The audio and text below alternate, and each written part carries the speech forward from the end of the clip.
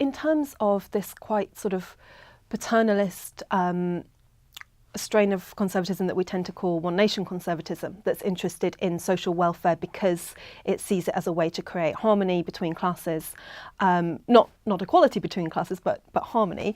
I don't think Thatcher was in that tradition at all. She didn't see that as the way to go.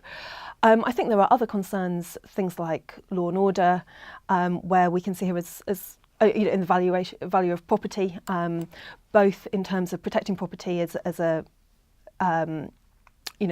purpose of government, but also in terms of property as a mark of citizenship. I think those are ways in which we can see Thatcher as being very much in a traditional conservative kind of mould. And I suppose what's distinctive about Thatcherism is that it merges the two. So she's breaking out of the one nation strand of conservatism and picking up on something which had been running through the party for quite a long time, actually, going back to 1940s at least, this sort of more radical market liberal strain, but then allying that to this very traditional sort of moral values strand, which, in many ways don't really fit together very well. And it's the sort of political project of mashing them somehow together, I think, is what was distinctive about Thatcherism. There were a number of things, really. I think, at the most basic level, I think we can just say they've been in power for too long. If you look all the way back to 1979, that's an awfully long time for one government, and particularly one set of governments which had been so politically divisive to retain power. But I think in terms of the specifics of Major's government, I would probably look at a couple of things. So I think one is the way in which Conservatives have traditionally kind of maintained power by being pretty competent.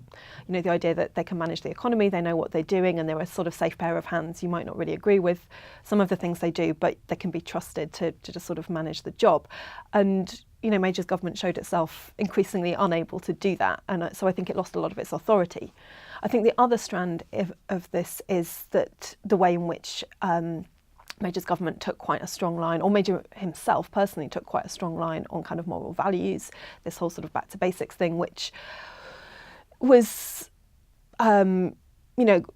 controversial anyway, but then when his government was, or when any of his ministers were shown not to be adhering to that in their own personal lives, that was a sort of recipe for disaster, really. And then also I think there'd been a sort of change, a social change in the country. And the example I always use when I'm teaching this is the IKEA adverts of sort of 1996 onwards, where there was this, IKEA's pretty new at that time, obviously all this sort of very clean lines, unfussy, uncluttered kind of look. And they ran these adverts that were sort of, their slogan was "chuck out your chintz." And chintz, is the sort of fluffy, flowery, quite old-fashioned, flouncy sort of style of decor. And I think the shift from the Conservative governments to New Labour government was very much playing on that whole sort of, it's time for a breath of fresh air, it's the 90s, and we need to change. So Europe is one of those really funny issues in British politics, in that it cuts across both parties, but in changing ways at different times. And so we see Conservative Party going, and even Thatcher herself going from being strongly pro-Europe to being very anti-Europe, and similar shifts happening in the other direction on the left. I think for Major's government, it just became such a sort of totemic issue, and that there were backbenchers prepared to rebel so strongly against him that it just became kind of unsustainable.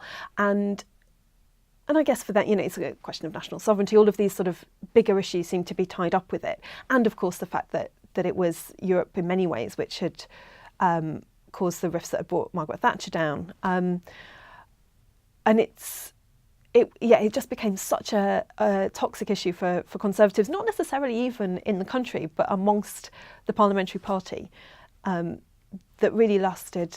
Well, we're still seeing it today, aren't we?